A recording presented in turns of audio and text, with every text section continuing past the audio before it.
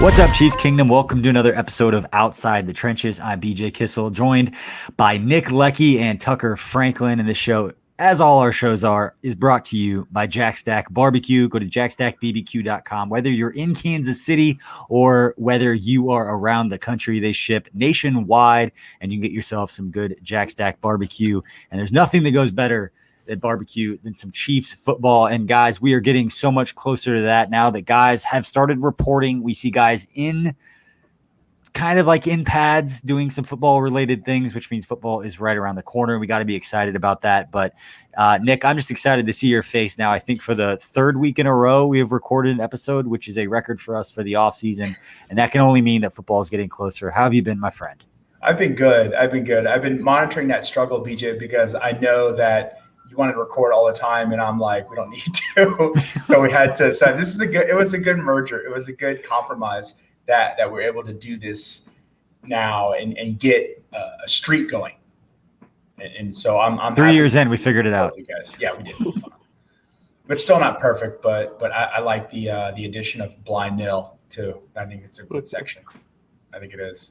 And just like when you did outside the trenches or inside the trenches, and then when we switched to this show and you're like outside the trenches, I'm like, that's dumb, and you're like, it's a working title. It's gonna stick. It's true. It's gonna stick. Funny. Now I know when like people look back, they go, I never liked the title of our company, but they're like, whatever, it's like 50 years deep or something like that. You think about it a lot in the moment, and then you stop thinking about it. You do. Yeah, correct. Because you're like, it's irrelevant. Like, let's just go. We don't need a title. Let's go. Tucker, how are you doing today, buddy? Hey, Nick. I'm doing great. Enjoyed my Sunday. Watched some Olympics. Gymnastics was on Sunday. Swimming was on. Katie Ledecky got the silver just before we hopped on to record this podcast. Got the swimming, the gymnastics. Basketball lost in the morning.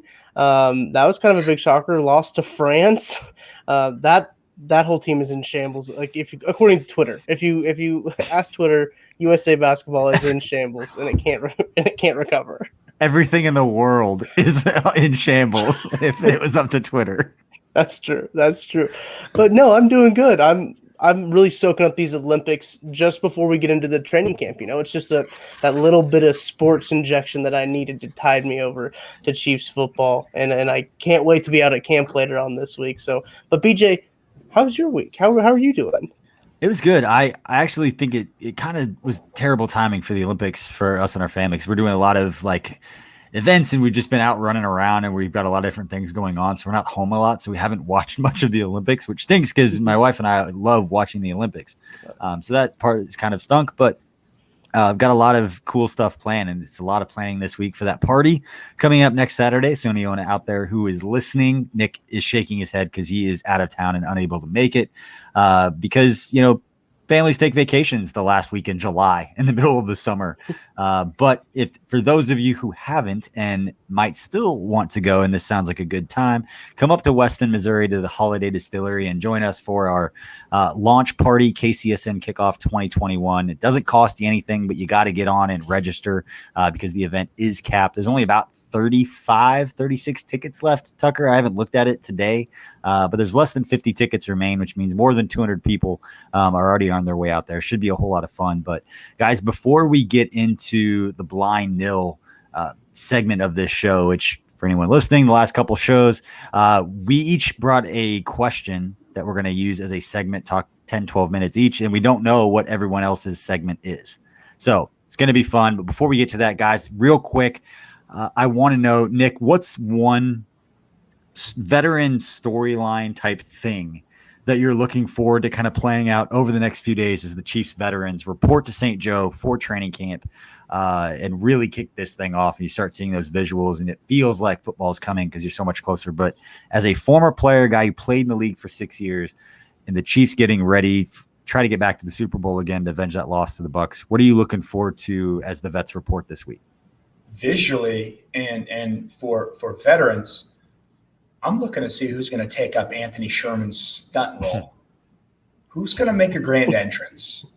That's what's on top of Nick Leckey's mind as we enter a miserable time a year in training camp. And I still have tons of PTSD around this time because it was I was robbed of my summer, and it's like, now you got to go get your body beat up and nerves get all racked and have some fun playing football. But at the same time, it's beat down your body. And there's always one dumbass veteran locker room who'd say, this is the best your body's going to feel all season. And I was like, I hate you for having that much truth in one sentence.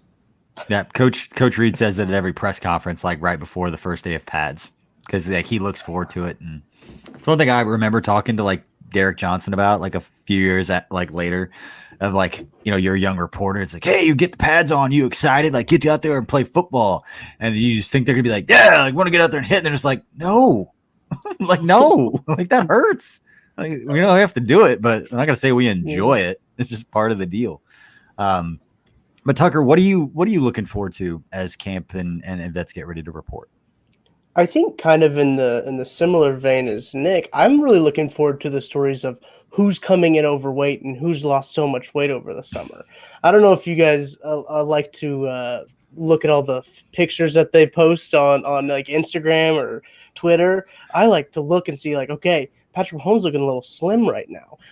You got guys coming in. Oh, he's looked like he's gained a little bit of weight. Chris, that was a big one. Chris Jones looking a little slim. He wants to play on the end a little bit. Looks like he lost some weight. That was a big thing with Big Ben. Remember, he shaved his beard. And now everyone's like, look how skinny he is. Well, he just shaved his beard. That's what happened. I saw those two pictures side by side. I thought it was this. He looked the exact same. Yeah, he just like, oh, Ben's on a diet. I'm like, I don't notice anything differently between these two pictures, but I'm not going to say anything because Twitter will eviscerate me for being wrong about something. But it's like, I don't get it. That is what you call a veteran move right there. Hasn't touched a weight all summer, but guess what? Nope. Shaved his beard. Oh my God, you've lost weight. What's the difference? It's an optical illusion, Michael. Nick, I love the point about Sherman, just because for anyone who's ever been in media and covered like training camp in those first couple of days, people can make fun of it. Like, oh, he's making a big deal of like showing it up. When you're covering a bunch of grown men, like going to a college dorm and like carrying pillows and blankets into a dorm for like 4 hours, like in the middle of it's always like 108 degrees there. It's not a very exciting thing to do other than like, hey, we're here. It's exciting. Like season starting. But the actual like activity of it is really not that much fun. So when you have something like Sherman, who's going to do something a little weird, gives you something kind of to look forward to with that. So yeah, I love the point of seeing who's going to do that. And then Tucker, love the storylines that you can pull out of wherever you can regarding who looks good, who doesn't look good, and what does that mean. And I'm going to kind of be the nerdy one. I'm really excited and I'm interested to see what Tyrann Mathieu has to say when he talks to the media. I think Tyrann's a professional. He's going to say a lot of things. We know there's contract talks going on, and anyone who follows Tyrann Mathieu on social media, you're going to understand what I'm saying. And anyone who's not on social media is going to be like, what in the hell is he talking about? Let's just say that Tyrann seems to be tweeting through a lot of things that he's thinking. And a lot of times as fans, we attribute all of that to it has to be about contract negotiations. It means this. It's not always the case, and I'm not saying that it is. There's a really good chance that it is in a lot of cases, but don't always make that connection, because sometimes players could do that intentionally. So you think it's about one thing and it's really not about that at all. And they're just messing with you. Don't have any clue if that's the case, but I am interested to see what Tyrann has to say, just because that is a player that you want to take care of. And I have been on record, Tucker and Nick, with all of us of saying what Tyrann Mathieu means to this team. And I'm generally a half glass full kind of person. It's the reason I got hired to be a digital cheerleader for the Chiefs for 6 years. But when it comes to taking care of Tyrann Mathieu, I will be the first one to stand up and say that is a guy that is going to earn every penny that he gets and will probably be underpaid no matter what you get him. That guy changed everything for the Chiefs defense. You don't win a Super Bowl without what he was able to step in and do. Patrick Mahomes can be the greatest player in NFL history. Tyrann Mathieu changed everything for the defense. And in the middle of that season, Mexico City, some of those games, his energy and his leadership got us through some of those tough games. So that's a guy you want to take care of. So I'm curious to see when he gets the mic for the first time and he's asked questions by the media who are looking at the same tweets that all of us have. What does he say? What does it mean about his future in Kansas City? And do they come to an agreement to make him one of the highest paid safeties again in the league? Being kind of one of the catalysts to the Super Bowl. So guys, real quick, give you a chance to follow up on that. But that's what I'm excited about when they do media for the first time, because it'll be this boring training camp stuff. But when Tyron speaks, he's going to get asked questions about his tweets, and I'm curious to see what he says. Yeah, you can only go so far with a great offense, and you need that counterpoint. Or since Tyrann Mathieu's been here, they haven't done the Monday night or the Sunday night Rams and Chiefs shootout. That shit doesn't happen anymore with this defense. Been to the Super Bowl twice. They're AFC champs with Tyrann Mathieu. So yeah, you pay that guy. Tucker, thoughts? I just kind of similarly, there's a lot of different storylines when people come to the podium for the first time, like Frank Clark. Like what does he get to say there? Probably not a whole lot, just because of an ongoing legal issue. He's probably going to be advised not to say anything, so I wouldn't get too. That's the press conference right there. Like everybody, you don't need to listen to it. There it is. I just gave it to you. But yeah, there's a lot of guys like that they're going to get to the podium and you're going to be like, oh, what are they going to say now? But we got a little taste of the rookies already. It's fun to see some of those guys like Cornell Powell joking around about how he's like, man, you need to bring a mattress pad when you come here, because he hadn't slept very well. But those first press conferences, basically that the end of the drought of content is like, it's like when the floodwaters open, like in holes when it starts raining. When they're digging all the holes and then they finally get the treasure and it starts to rain. That's what it's like in the first press conferences. BJ, have you seen that reference? No, I've never seen that movie. I have not seen that movie, but I'm a big Shia LaBeouf fan. But it's on my list. It's on my list. So was that a spoiler alert, Tucker? Yeah, no, it for sure was. Holes is my favorite book to watch, though. So I mean, I wrote so many book reports over that movie. So was it a book first? Yeah, it's a book.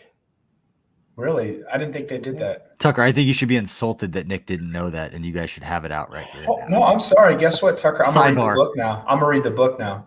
It's an easy read, quick read. I don't think it's a children's book, but I read it in like 4th grade. Well, I don't know if I actually read it. I did a book report over it. I think I watched the movie first. All right, this podcast is going down a hole. We're bringing this back. All right, so here we go. My bad. Time for Blind Nil. These are the segments. Explain Blind Nil if you're a first-time listener. I was going to if you didn't rudely interrupt me, Nick. Sorry, I'm a dick. You know what? Before you said that, I was just about to say we've only got, I think, $3 so far in the swear jar, and I think we're up to like 18 over like the last 2 episodes. So let's try to keep this a little bit more PC. Okay, I can do that. All right, here's what Blind Nil is. And this is where we're trying different formats with this show. We've talked about that before because there's so many great podcasts on the KC Sports Network with The Laboratory, with Kent Swanson, Craig Stout, and Matt Lane. Those guys are breaking things down twice a week. We've got Outside the Trenches here. And then Mike DeVito and Jeff Allen have their show one-on-one, which is starting to go weekly starting this week. You will get content from those guys every single week. And we've also got a live post-game show coming to you that we haven't got all of the details quite ready to announce, but just know that we will have a live post-game show along with another podcast on our network that's going to have a lot of Chief stuff as well. So plenty of Chief stuff. Before we get into the Blind Nil even more, I've got another PSA here. We're just going right off the top. These guys are laughing because we just go right off the top of our head. But when it comes to KC Sports Network and we talk about all the cool things that we're doing, we do ask that if you want to support us, if you're listening to this show right now and you love what we have going on, please tell your friends about this. And it's not just like, hey, tell everybody about us. This is, how we grow as a company. I want to tell you why that's how we grow as a company, because we are a new sports media network. And normally in sports media news, when you have news, you use the media to amplify that message, and then you get a lot of information out there quickly. If you're a new sports media network, other sports media networks aren't necessarily going to promote everything that you're doing. Not to say that they're not cool about it, but word of mouth and people talking and liking the content that we're doing is the biggest way that we grow in this. So we appreciate that. And one way we are trying to grow is by offering different types of shows and different types of content. So again, we've got the lab, we've got the post-game show, we've got all these cool different types of shows. And with this one, with Outside the Trenches, we are trying some more deeper conversations about just a handful of topics. And the way we're doing it with the Blind Nil is each one of us brings a different topic and we talk about it for maybe 10 minutes or so until we all feel pretty comfortable about our takes being out there. And again, we are surprising each other and we don't know them. So that is blind nil. That's what we've got. And I don't like the phrase blind nil, Nick. I brought that up last time because I feel like we're bringing in different sports. Just like I'm about to out you when you texted me earlier that you're going to go to the Royals match. Yeah. You texted Royals match. Yes. Explain yourself before we go into your segment because I can't handle it. I use the term match because it's a slow process, but I am slowly going to convert America from saying when I say football, no, I'm talking about like Chelsea in England and they use the soccer ball. When I say football, like football, and then I'm slowly going to convert the world to how they do it in England, where games are matches, because matches just sounds like fun. Like, why do you hate the word soccer? It just sounds stupid. It sounds childish. You're trying to retire the word soccer. Let's not make it about football. You're trying to go anti-soccer. I'm trying to the word soccer. I love soccer. It's my favorite sport. You hate soccer? No, it's my favorite sport. I love it with all my heart. Sorry, I hate the word soccer. The word soccer. Yes. I'm just media twisting it up. Don't worry about it. I know you are. So what segment do you got for us? My blind nil with K-State about to be blasted into oblivion, the conference realignments. I would like to do two things. I would like two thoughts. What does college football look like 10 years from now? And then how did we get here? So you can choose to answer whatever question floats your boat better.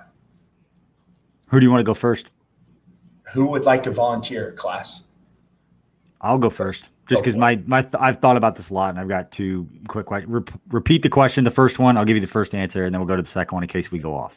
What does college football look like 10 years from now?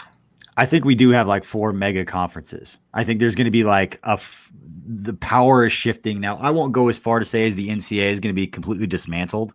I think there's going to be a governing body that you always have to have that the NCAA kind of oversees. But I think these conferences and these schools, just like players are understanding the value and like the leverage that they have, I think schools and conferences are starting to think the same kind of thing, which will bleed into my next question because I know what that is regarding how did we get here. I think the NCAA made some key mistakes, or they could have fixed a lot of these issues 10, 15, 20 years ago by making small changes to kind of benefit the athlete a little bit more than drawing this hard stance that was just kind of tone deaf. And it just pissed off enough people that Ed O'Bannon went and got a lawyer, and these guys got a lawyer saying, no, don't tell us that we're wrong about you guys making billions of dollars and us not getting any piece of it.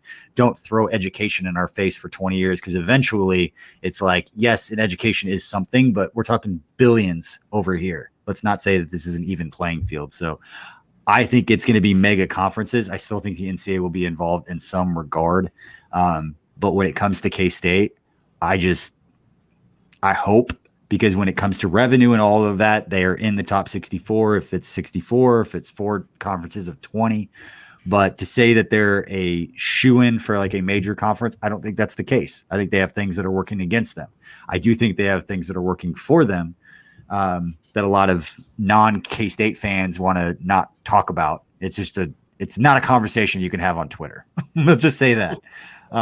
But that being said, I don't think they're a shoo-in either way, and that's why there's only maybe a couple other schools that are kind of in a similar boat that K-State is, and Iowa State's just geographically in a little bit better spot to get scooped up with, the Big Ten or whatever else they have going on. But worries me a little bit that I think the NCAA could have done a lot more 10 or 15 years ago by making little small changes about players being able to make money off, signing events or whatever it was. I know it's a slippery slope, but we got here because they didn't want to make small decisions. They just wanted to kind of pass the buck, and here we are. They definitely put it away. Tucker? I think that I'm kind of in the same boat as you, BJ. I saw somebody make a graphic about kind of the alignment and everything. I don't remember who made it. I wish I do so I could give them credit, but it was basically breaking up the country geographically and basically saying, the SEC, it's the SEC, it's the ACC or the Big Ten and the Pac-12. So it's those 4 right there. And then within those, you have like 4 divisions, kind of like the NFL, 4-team divisions. So it's North, East, South, West. and then you basically have a little playoff to determine the winner of those, and then you have then the winner of those 4 conferences go and play in the college football playoff. And I think that's probably the most, I guess you could say, fair way to do it in college football in terms of the playoff. Everyone talking about expanding the college football playoff. Maybe this is a way you get to expand the college football playoff by having these more conference tournament type things to play in to the college football playoff, where you are playing in the Rose Bowl, the Fiesta Bowl, the Sugar Bowl, the Orange Bowl to get into the national championship. So I think that it's a big money greed thing, right? That's why these schools want to go to these different conferences so they can get more money. Stop me if you've ever heard that before. The NCAA cares about money. But so when you look at that, you're like, yeah, of course OU and Texas want to go to the SEC. They can make more revenue there. They can make more TV deals there. And it's just stuff like that. And it's one of those things that's, I think that we're heading in that direction of mega conferences. And I think the gap between the Power 5 and the Group of 5 is about to get a whole lot bigger. And it's because of money is really the reason why. Yeah. So to answer my own question, 10 years from now, where we're at is what March Madness did for NCAA basketball. We're gonna have Winter Madness, December Madness, something where shorten up the season just a little bit. And if you could say, like, we're gonna have primo games for all of December and New Year's, who the hell wouldn't want that? I mean, God, why the hell? You want to talk about moneymaker? Jesus Christ, it's just amazing. You can picture it. I mean, those pods of 4, and you've got 16 of them, and you win your pod of 4, and you make the round of 16. So making the college football playoff a 16 team, like Sweet 16, everybody who wins their conference of 4 wins their division, wins the AFC West or the Big 12 West or whatever they call it. Whatever the 4 mega conferences end up being. I think from a football perspective, it makes all the sense in the world for it to kind of be set up that way where everyone feels like they have a fair, even shot to go. And that would be a hell of a fun tournament to watch play out. Now with basketball, it's a little different because you'd want some like Cinderella type schools getting a chance to get inside of that. And I don't know what that would look like. Football's a little bit different. I don't think some outside of the top 64 Power 5 conference is going to come in there and do some damage. But that being said, I don't know, Nick, not to hijack your, I do have a question for you real quick, piggybacking on this. Do you want to see the Big 12 try to survive by picking up Cincinnati, BYU, whatever people, there's a million ideas out there. Or do you want the Big 12 just dissolve and like Oklahoma State, Texas Tech, you find like your Thunder buddy, like you find your like, what is it? I saw a meme. I saw a meme the other day that it was Crush from like Finding Nemo, and it was like find your eject buddy, and it was like Oklahoma State and Texas Tech, and it's like KU, K-State, like the conference is going, like find your buddy. But if like 4 teams, Louise, right, drive off a cliff together. Yeah, but if like 4 teams left to go to the Pac-12 together, or 4 teams left to go to the Big 10, and the Big 12 basically just completely dissolved, and all of those teams basically found a new home. Whether Baylor, Texas, however that's all split up. Do you want to see the Big 12 survive in some form or fashion, or do you want to see those schools just kind of dissipate and quit putting a Band-Aid over it? Yeah, I think Bowlesby has done a shit job of running the Big 12, to be honest with you. And I just think that when he did the whole like they're co-champions, right? And then when I forget what year it was. And then they screwed someone, it was Oklahoma or something, like they had won the head-to-head, but they said, oh, no, but you're just co-champions now. And they screwed them out of a playoff spot. I was like, you just undermined yourself with your rules. Like, why would you do that? And to pander that much to Texas, I'd be curious to see who broke up the Southwest Conference. Texas and Oklahoma broke up the Big 12 Conference, and you can't pander to them. Right? Say like, listen, man, you're the rich kid with all the cool toys, but you're not that great at football. You've had one good year with Vince Young recently, and you've been mediocre. You've been underperforming. Oklahoma, I get, they've been really good and they want to get better in the SEC, go for it. But I also think that conferences, I don't want to see the NFL equivalent of the NFC East. Right? Mm-hmm. Yeah. That annoys the shit out of me. That I get it's old school. You want Dallas, you want the Washington, and you want, those guys in the same conference or whatever, but it's dumb. It needs to be regional. It needs to be regional. Tucker, what is your take on the realignment in the Texas and all of that? Because I have a take, and I don't know if I've heard this one yet, but it's warmish. Yeah, you think you kind of look at Texas and you think, okay, that's a common denominator with a lot of these conference realignments is, Nebraska always wanted out as soon as Texas got in, and Mizzou wanted out with when Texas got in. So it was kind of those things back in the old Big 12. Kind of Texas was the problem. Now Texas wants out of that. Texas broke up the Southwest Conference. I always thought they should do just like a conference of teams in Texas because there's plenty of schools to do it that way, just to do it like that. But I don't know. Nick, I think you hit the nail on the head. If they're too soft to deal with the horns down, they're not going to be able to hang in the SEC for very long. So I don't know what they're thinking on that front. Hey guys, I think that's an admission, and that goes right into my point, Tucker. And you guys tell me if I'm out to lunch on this, but it almost seems like an admission of we aren't who we thought we were.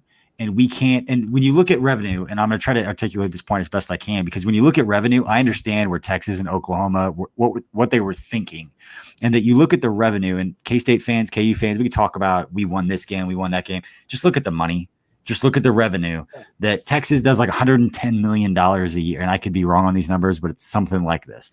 It's like $110 million for Texas, like $95 million for Oklahoma. And then like the next school is like 40.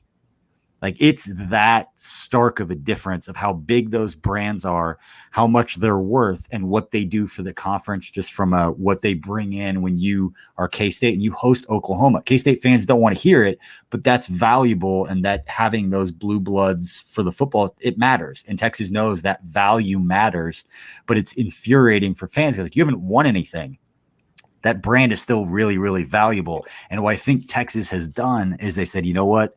Our value isn't in our ability to say we're Texas and we're going to go win a bunch of games. Now our value is as our name, and our name going and playing K-State can't make us as much money to raise that revenue by winning those games. So if we're going to go 5-5 or we're barely going to compete anyway, we might as well make those games against Alabama and Florida because we can raise that revenue by losing a close game to Florida more than we can lose a close game to K-State.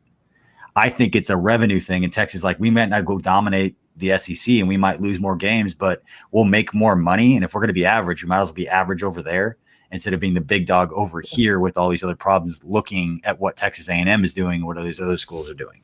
You got to tell me if I'm wrong, but that's kind of where I think Texas may just say, like, you know what?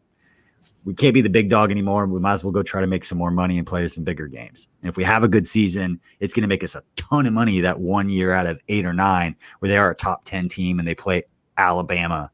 Like that stretch of games, I think will make them so much money it'll make up for it. But that's my warmish take. No, I think it's spot on. I really do. And then also, side note, I heard that Nick Saban spoke at the Texas High School Coaches Conference, and he said his quarterback, who has yet to even start a game yet, is making 7 figures. Yes. Yep. Here's a good point. I was talking to my but there's no such thing as a marketing guarantee, right? Yeah, right. Yeah, exactly. Reggie Bush should be mad. So stupid.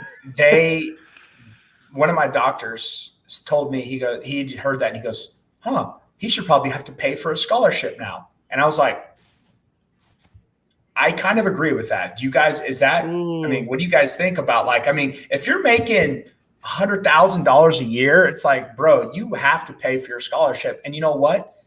Maybe, I don't know, give the scholarship to a student. Help out, like help pay for books or something with students. Like, that sounds logical as hell.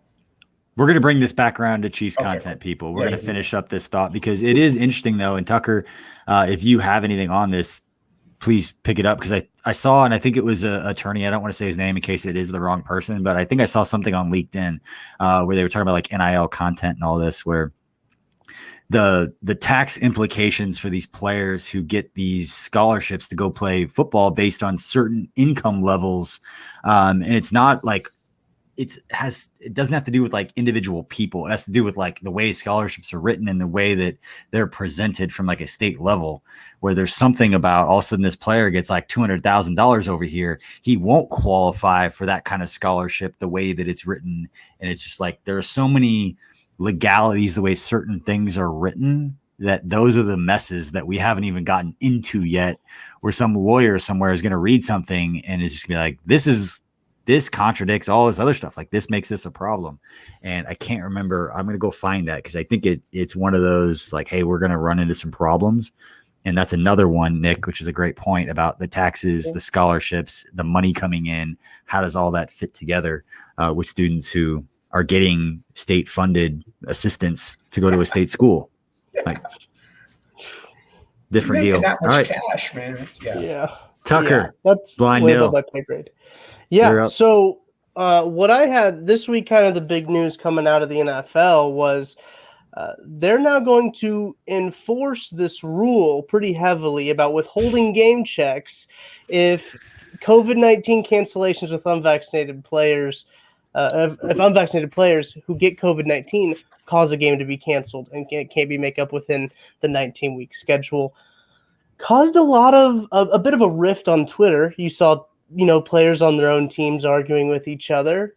Cole Beasley and I think Stephon Diggs were out there arguing on Twitter. So love to see that. And then, you kind of look at the union from the union point of view. You're just like, well, hey, what are you guys doing here? Then the union was like, well, we kind of had our hands tied behind our back because we kind of agreed to this last year, but now it's kind of a big deal because they're implementing the vaccinations all into it.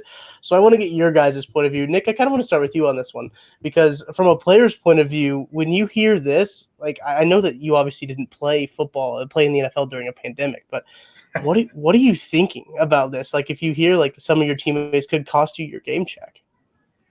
Okay, so like personally, I believe that if you don't want to get vaccinated, that's your choice. That is 100% your choice. However you got that information that you don't believe in it, it's your thing. You don't believe in it. I believe this country is great because you have that choice. You have a choice and you can make that choice. Now, NFL is your job, right? That's how you get fed. There are 52 other people plus coaches plus a whole working staff who are dedicated to making sure that you win games. And so everyone's got a role to play. So it's not like a life choice here. Like, we're not talking about, hey, this is, whatever. It is, but it's like, man, you are a part of a system. You are part of a team. It's one of the last true team sports where you need top to bottom. Or just talk about Tyrann Mathieu adding to Mahomes, right? It's a team sport. It's a completely team sport, right? You need that bottom half of the rasher will help you win championships along with the top half. And you know what, man, whether you believe it or don't, you got to get the vaccination, because it's like, if you get that test, then you're going to have to, and you're going to miss a game. I'd be pissed if I was on your team. I'm like, oh, you did not, and you tested positive. And it's like, I feel like you let me down. It's to me personally, it would be the equivalent of if you went drinking the night before a game and got into an accident before a game. And it's like, so it's a job. Other people are relying on you. And if you don't want to do it, don't play. And that's fine. If you have enough money, or if you can make do with whatever money you've saved up, and you don't want to get vaccinated because, all these stricter rules, don't. And that's fine. And don't play. That's fine. Or guess what? If you don't get vaccinated, sit at your house and quarantine, or go run an apartment and just quarantine, just stay wherever. But then at the same time, I look at this too. A negative or a positive test isn't reflective of a vaccine also. Yeah. That's the tricky part too. I mean, my mother just had the Delta variant. She's vaccinated and she caught COVID, and her symptoms were a lot lighter than they were when I caught it. And she didn't have COVID before she had the vaccine. She never had caught it. I had, and I know that her symptoms were a lot less because she had the vaccine and the new variant that's coming out. But I think you brought up a great point. And the one thing that, Nick, you didn't mention with the COVID and the vaccine and all this, NFL owners lost money last year Like, there's no other way to say it that they lost money. They're not dicking around this year. They're not going to have some player who, Nick, you bring up a great point that it is absolutely your right to say, I don't have to get vaccinated. It's absolutely the right of an employer to say, if you're not going to do this, I can do this. They are not messing around. That's why I tweeted out, the NFL chose violence to pin players against their teammates on money. It is one thing to do it on narratives and media and rumors and crap and all that.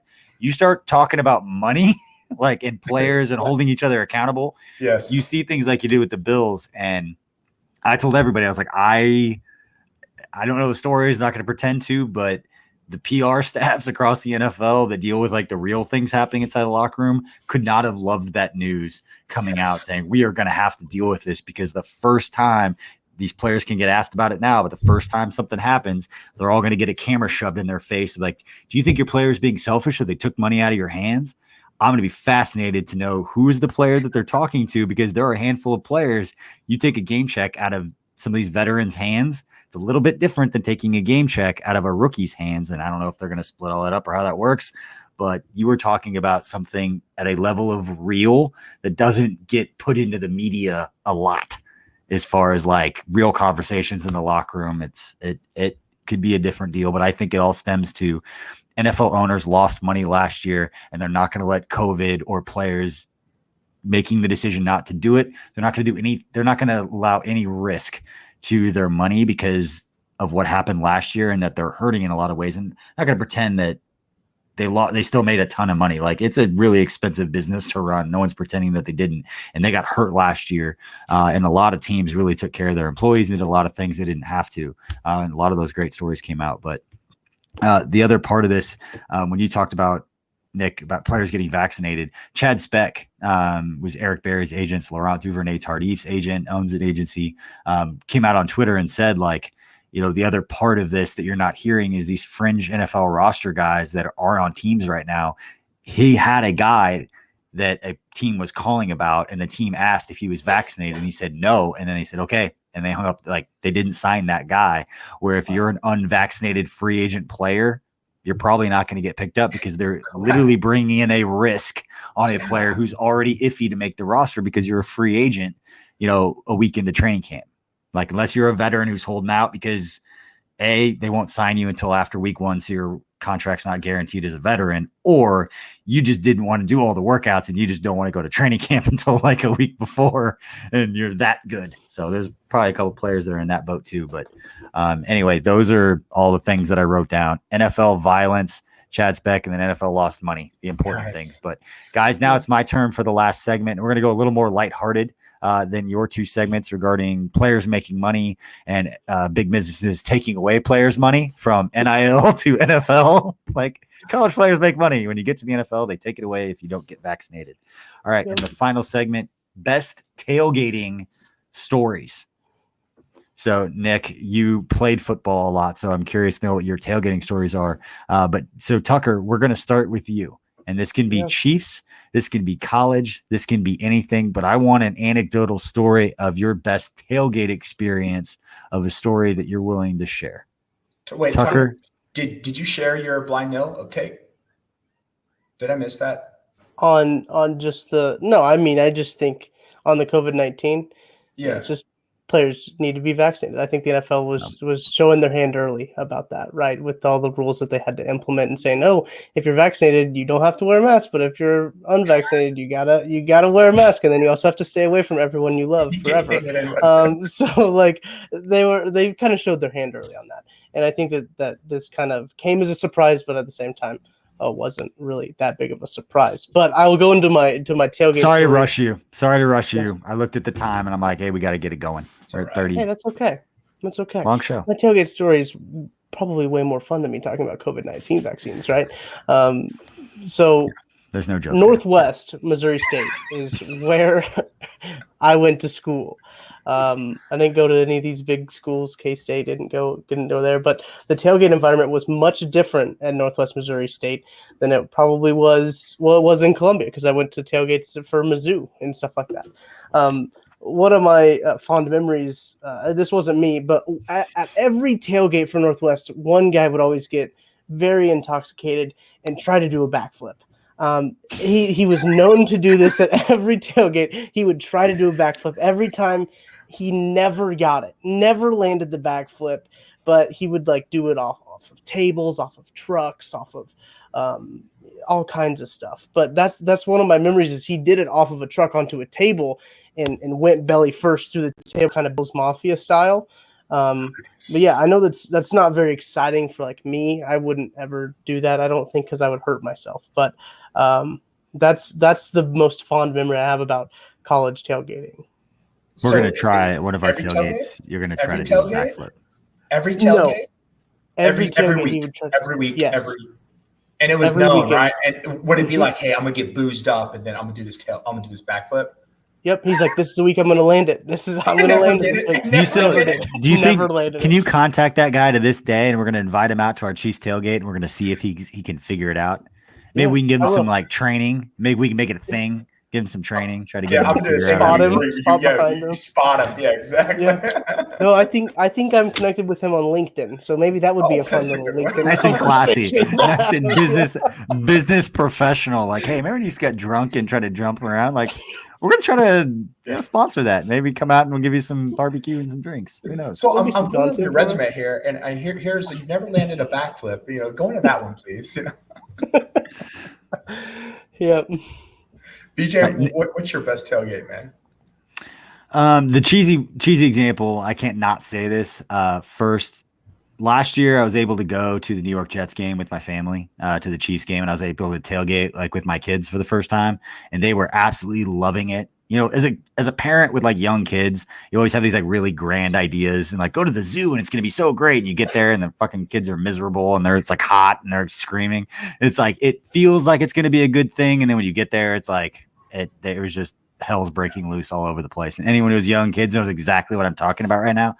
But that Chiefs game, just because for whatever reason, just meant a lot to me because I grew up going to the games with my dad and we had our like traditions that we did.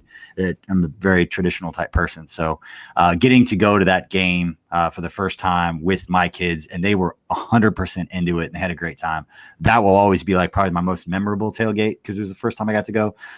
But dude, Nick, when you were playing at K-State, like we didn't know each other then, but that first year that I was at K-State, which was the year that we won the Big 12 in football. That I say we. 03. The year that you won the Big. I can say we as a K-State fan, but you did, like, because I wasn't playing, so it feels weird to say we when I'm talking to somebody who's on the team. Like, we as in K-State fans, but when the dynamic changes when you're in here, because like you were an All-American on that team. But anyway, I will say that year was my first year at K-State. The year you guys won it. Because for the baseball team, I had transferred with Coach Hill. So he was the baseball coach who went up there. He was trying to kind of get the program to kind of understand how he wanted to run things. So we were running at like 6 a.m. 5 days a week in the fall. He wanted to figure out who wanted to be there, who didn't want to be there. And the best way he knew how to do it was just run us into the ground. So we would go run stairs at Bramlage at like Wednesdays in the morning, and we were doing 110s and distance run. Like we were doing all this crap. Like we were a freaking track team. It was not making us a better baseball team, but mentally they can't do it now because of the way the NCAA changed rules about scholarship guys in the fall, and then you cut them because it's a long story for a different podcast. But we would have guys that would have like a pink slip in their locker in the middle of the fall, and they were getting cut from the baseball team, which doesn't happen for like a college baseball team. Yeah. These are like walk-ons or guys that were like invited in for the fall, and you'd have these like fall practices, and you'd have like 24 pitchers that were there that first year. So you'd be running every day at 5 a.m. And in the afternoon, you would come in like inter squad or you'd come and play. And then a couple kids would have like pink slips in their lockers and like they're gone. And you're just like, holy cow, like this is legit. Well, during that whole mess, I always felt pretty comfortable because I had transferred with the coach. So did like my roommate. So like we were the two guys, like I feel like I'm going to make the team. But it was still miserable. But Saturdays, the whole point, the only time that we could do anything social were like Saturdays, because we were so tired Friday morning from running and practice and everything that we just pass out, and we would go to bed early on Fridays because Saturday was like our time to like drink. 'Cause Sundays you're getting ready because you run Monday morning. So you had like one day to party in college. It was the first fall up there. The football team was freaking awesome. So it was like, hey, we're going to get up. We're going to be the first in line for the football tailgates. And the baseball team, like we were an absolute mess and probably had a terrible reputation because like these guys are just crazy. It was the only time that we could do anything. And so like we made a big point to go all out at those tailgates at K-State. And I'll always remember that because those are the times that I remember like hanging out with the team and the guys the most. Were doing a lot of that stuff than some of the games. So I will never forget those tailgates along with the family last year. Nick, what do you have for as far as tailgating stories that you want to share with all of us? Man, you know what's funny? I don't have a lot of tailgating stories because obviously I never got to do it in college. I never did in the NFL when I was playing because that's how you get fired from your job. Sneaking out and like hanging out with the fans. Exactly. But to me, man, I just love, to me, it was like coming in on game days when I was playing, right? I'm like focused, but I could still smell everything. And I love that. And to me, it was like, I think it was 2012. We moved to Kansas from Kansas City from Phoenix and got to go to my first K-State tailgate. And I was like, I felt like an alien that had just been dropped into the middle of this insane, just craziness. And I loved it. I absolutely loved it. I was like, oh, so this is what you bastards have been doing, while it's a whole world. It's a whole world out there. And I finally got to the point where I was like, okay, now I see why people bitch about 11 o'clock kickoffs. Like, I get it. You're right. Yes. It is shitty tailgating. I don't want to wake up early, and have to tailgate, and I'm like, those 3 o'clock kicks are money. Like, exactly. I'd rather have a 3 o'clock kickoff than like even a prime time. Like you don't have to get up super early, but you're still out there. You can have lunch, you can have breakfast on the way. Mm-hmm. Like, it's just a perfect setup. Nick, the best thing though, when you guys were playing, the way that like they had the student athlete like section next to the student section over by like, you know what I'm talking about? That little area over there. Yeah. Student athletes. Yep. We would always send the freshmen on the baseball team in like an hour before kick. They would come and tailgate and they'd be hanging out, but the freshmen were always sent to save the first 2 rows of the student athlete section. So they'd be hanging out. We'd walk in like during kickoff. All the upperclassmen would get to the first 2 rows and freshmen would have to go to the back. And then we'd just be like right at kickoff. We'd be like, hey, what's going on? And then we'd be right in the front to harass the other team's cheerleaders. I didn't surprising enough, but my friends spent a lot of time yelling at the male cheerleaders of the other team. Oh my goodness. That's awesome. And I'm getting a look from my wife, who was my girlfriend at the time, who knows I'm telling the truth. Yes. But she, yeah. But sorry, Megan, I'm telling this story, but she was on the volleyball team at K-State. So the whole time she was in season when we were out of season. Oh. So like she would have a game like out of state, like they'd be playing Nebraska or they go play Oklahoma or something, and she'd come back on like a Saturday after playing a volleyball game. And one day we got to like hang out and party a lot during the fall. Not the first year at K-State, but it was still kind of the same deal where in season, out of season, and then vice versa. So yeah, that is some fun stuff. Yeah, I think it's a great experience. I think it's one of the cool things. Like, it makes the games more special to know that, like, and I have friends now who live down the street from me, and they are like, I've been with them to Chiefs games, and they have like their car packed like Tetris, right? Where you get a 4, clearing a 4, right? Yeah. It is a system where they come in, they have the pass in between the stadiums, right? The gold pass. And I love it, man. And it's awesome. And people can go, and the thing about tailgating is cool is you can go big as hell, or you can bring a 6-pack, it's like, it's whatever. And it's everything in between. And I think that's what's cool about Arrowhead. Before we wrap it up, Tucker, what's your favorite Chiefs tailgating story? Because I have one last thing I'm going to share for anyone who's listening that really follows Chiefs news, might find this kind of funny, but what last thing do you got for us? I can just remember my girlfriend Tara bought me tickets to the Raiders game. It was in December. So Patrick Mahomes set the 50 touchdown, 5,000 yards. And so we were at that game. We went early, and we just walked around to different tailgates, just walking around from people's different tailgates, seeing how they're all set up so different, smelling all the food. Just like being around people who also cheer for the same team as you do is just like an exhilarating experience, and just all that, it's like a tangible energy almost that you can feel just coming from like the different tents, the different trucks, the different hatchbacks you got open up, and just seeing how everyone does it is pretty cool. And just seeing all these people from all over the place just meshing over Chiefs football, I think is kind of cool. It doesn't matter where you come from, but you both love the Chiefs, so that was pretty cool.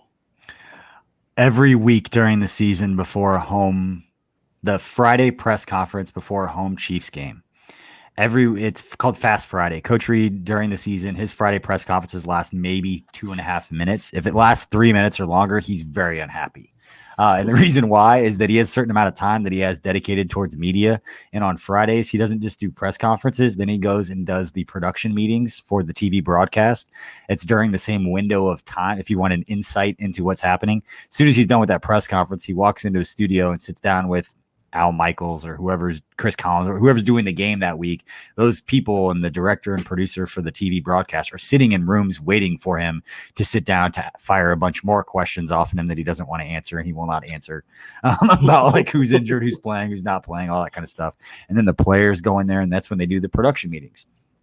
Well, every Friday I would ask Coach a marketing question that was for like the tune-in messaging for like the hype videos they would do. I'd always ask something to the effect of, "Hey Coach, we expect the crowd to be like, Sunday at the game."